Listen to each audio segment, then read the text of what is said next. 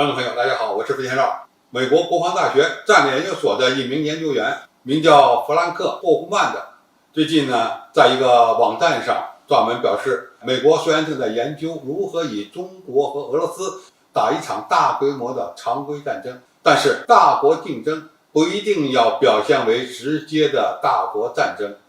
更有可能呢是通过支持代理势力进行竞争，也就是打一场代理人的战争。那么这篇文章认为呢，以中国和俄罗斯直接开战的后果是美国无法承受的，因为美国现在不具备同时打两场大战能力，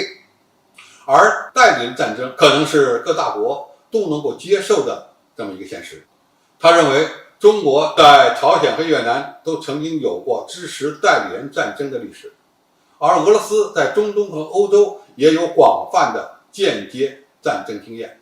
因此美国的战略和理论也必须创新，未来也要为进行代理人战争做好准备。这位作者认为，由于中美经济高度依存，中国也会尽可能避免与美国直接对抗。在南中国海，中国会利用捕鱼船队作为代理人，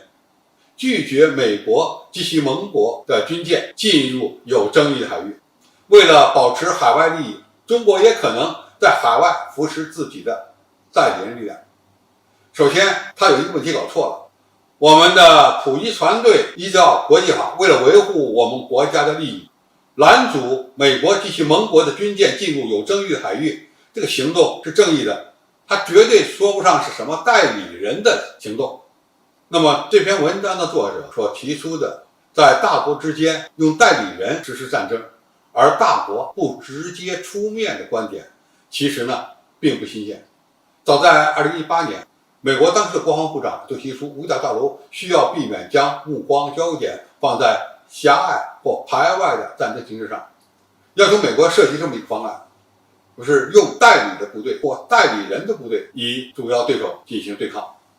美国从阿富汗和伊拉克撤出以后呢，他们也会吸取教训。未来他们与中国和俄罗斯的主要战争较量，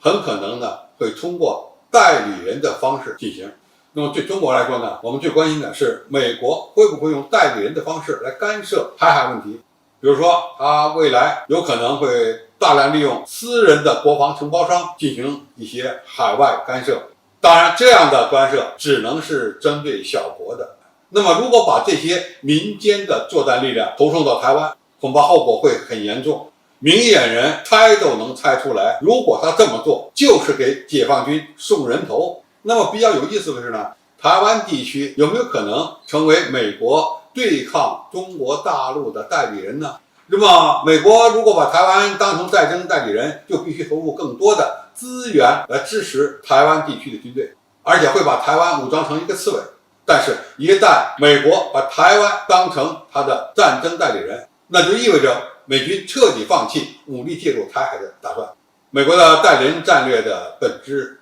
就是要避免与大国，特别是中国和俄罗斯这样的大国直接开战。那么这样的理论一旦实现，也就意味着他会放弃武力保护台湾的战略。当然，针对美国国内这一部分专家所提出的利用代理人的方式和中国进行对抗的言论呢，